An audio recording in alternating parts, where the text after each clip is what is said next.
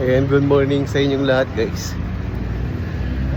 Ay tayo ngayon sa may Amakalan, magbabayad po ng electric bill. Ayan, kukunti pa lang yung tao, sarado pa lang eh.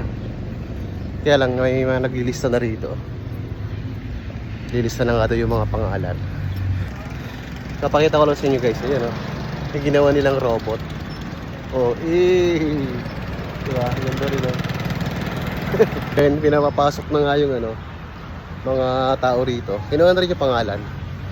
Ganda rin yung nila dito, yung ambience ng Ayan o.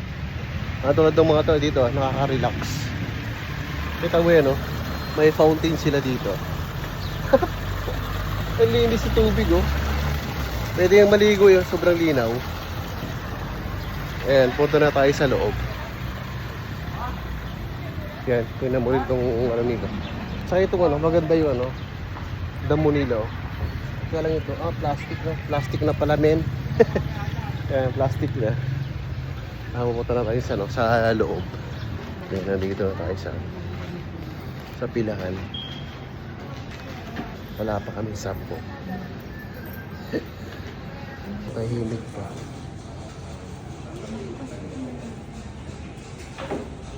Ayan, magbayad. Ayan, tapos na tayo magbayad guys. Ito na. Pauwi na tayo. Dumiretso lang tayo dito kanina kasi natin lang natin si Heart. Ito nga isang helmet nyo. Ayan. Ayan, pauwi na tayo. Ayan, bibili lang tayo ng mga ulam nila. Ito, pakbit. Yan yung mga ng mga Ilocano.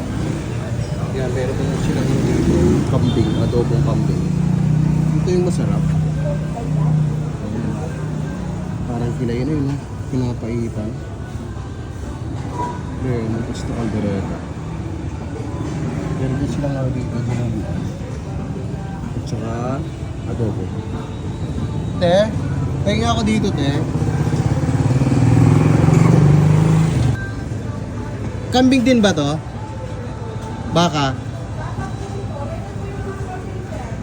Ito nga yung mga kambing guys.